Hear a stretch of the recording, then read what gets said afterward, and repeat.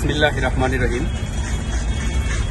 বাংলাদেশ প্রবাসী মন্ত্রণালয়ের উদ্দেশ্যে আমরা প্রবাসী যারা আছি তাদের উদ্দেশ্যে আমরা বিশেষ করে 12টি কথা বলতে চাচ্ছি। বাংলাদেশের তত্ত্বাবধায়ক সরকার ডক্টর ইউনূস স্যারকে আমরা একটি কথা বলতে চাচ্ছি।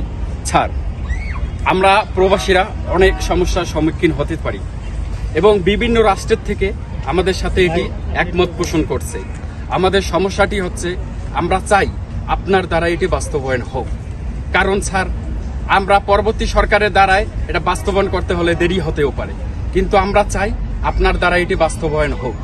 আমরা আশা করি স্যার অবশ্যই এটা আপনি আমাদের এই প্রবাসীদের সমস্যা সমাধান আপনি করতে পারবেন, প্রবাসীদের এটি বাস্তবায়ন করবেন। বিভিন্ন রাষ্ট্র থেকে আমাদের সাথে একমত পোষণ করছে। আমাদের 12টি দাবা আছে, তার মধ্যে সব থেকে একটি গুরুত্বপূর্ণ হচ্ছে যে আমাদের প্রবাসীদের লাশ ফ্রিতে দেশে নিতে হবে, এটি 100%। প্রবাসীদের মৃত্যু হলে তার ফ্যামিলিদের জন্য অবশ্যই সরকারকে সহযোগিতা করে পাশে অবশ্যই থাকতে হবে। এয়ারপোর্টে ভিআইপি সম্মান দিয়ে দিতে হবে, তাদের ফ্যামিলিকে সম্মান দিয়ে ওখানে বসার সুন্দর জায়গা ব্যবস্থা করে দিতে হবে সরকারকে অবশ্যই।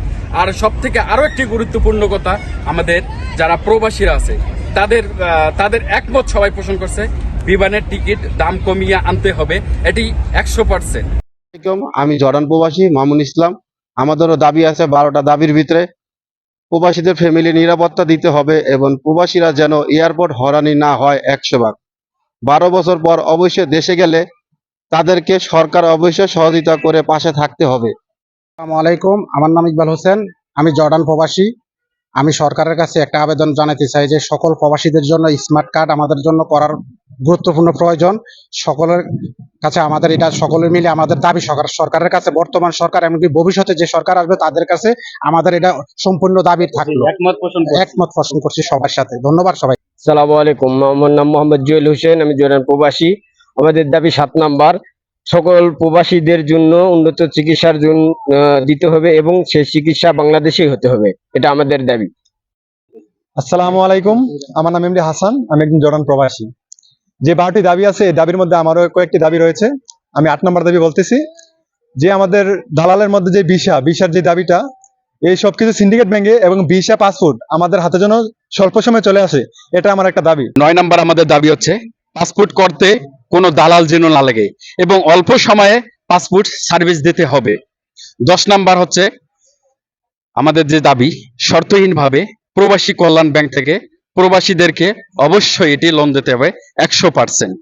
11 নম্বর আমাদের যে দাবিটি হচ্ছে সেটি হচ্ছে প্রবাসীদের ফ্যামিলির সাথে কমপক্ষে 4টি মোবাইল ফ্রি করে দিতে হবে, কারণ তাদের ফ্যামিলিদের জন্য।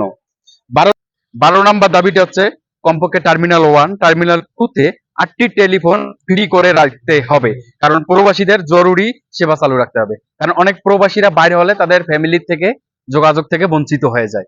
আর কথাটি হচ্ছে, আমরা এটা কোনো রাজনৈতিক দলের উদ্দেশ্যে বলছি না। আমাদের কথা হচ্ছে বাংলাদেশে অনেক রাজনৈতিক দল আমাদের কথা বলে, কিন্তু মুখে মুখে বলে, অন্তর থেকে কেউ বলে না। আমরা দেখতে চাই বাংলাদেশের কোন রাজনৈতিক দল আমাদের এই প্রবাসীদের পাশে থাকে। আমরা প্রবাসীরা সবসময় বাংলাদেশের পাশে থাকি।